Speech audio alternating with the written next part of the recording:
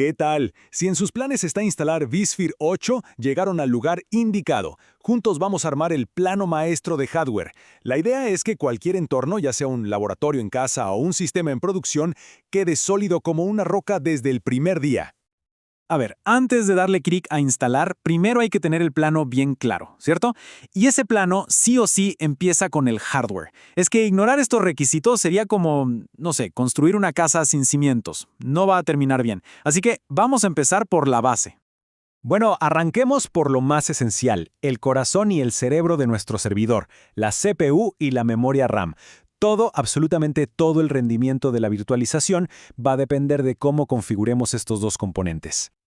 Ok, primer requisito, y este no es negociable. Se necesitan al menos 2 núcleos de CPU. Sin esto, miren, el instalador ni siquiera va a arrancar. Es el boleto de entrada, lo mínimo para poder jugar.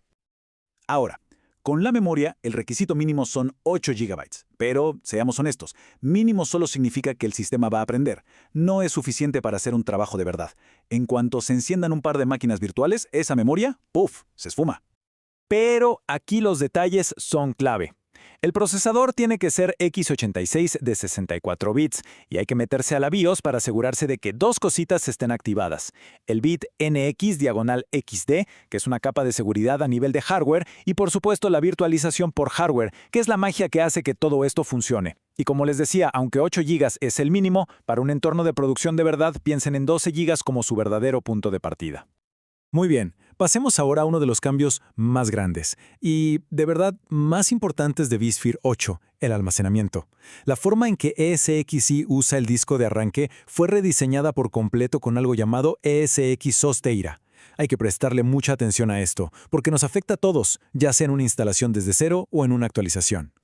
Miren, la diferencia es como pasar de tener un montón de cajones todos desordenados a tener un único armario pero súper bien organizado. Antes teníamos particiones separadas para todo, un verdadero lío.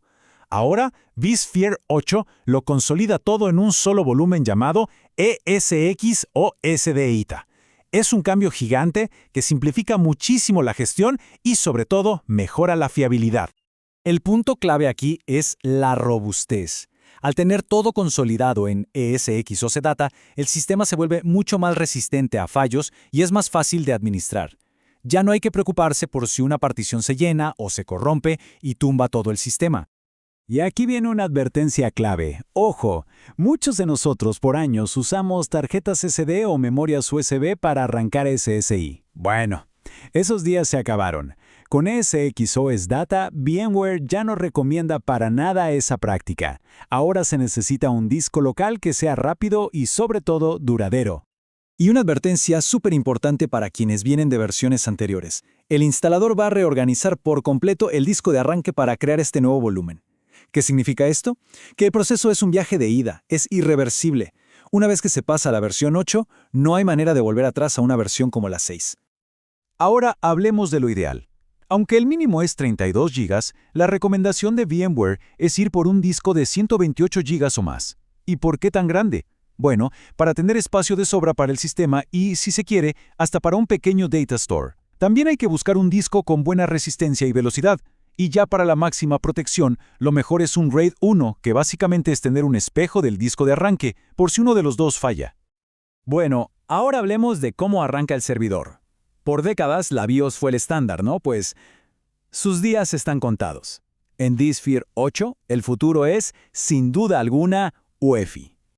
La verdad es que la elección es bastante clara. La BIOS tradicional ya está de salida.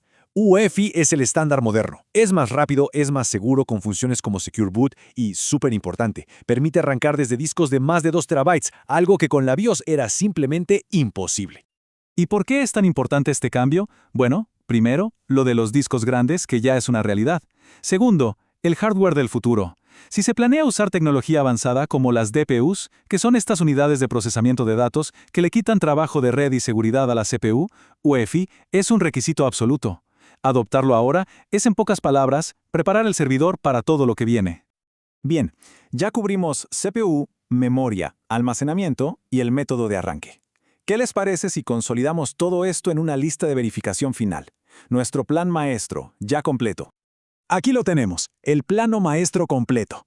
Punto 1. CPU de 64 bits, con 2 o más núcleos y la virtualización activada en la BIOS. Punto 2. Mínimo 8 GB de RAM, pero idealmente 12 GB o más para producción. Punto 3. Un disco de arranque persistente, mínimo 32 GB. Punto 4. Prepararse para el volumen ESX SOS Data y decirle adiós a las tarjetas SD. Y 5. Usar el arranque UEFI. Con estos 5 puntos ya está la base para un entorno Vispher 8 exitoso. Y ahí lo tienen. El plano maestro está listo. Ahora la pregunta interesante es, con esta base tan sólida, ¿qué es lo primero que se va a construir? ¿Quizás un clúster de alta disponibilidad? ¿O un laboratorio para Kubernetes? Las posibilidades son literalmente infinitas. Muchas gracias por acompañarnos.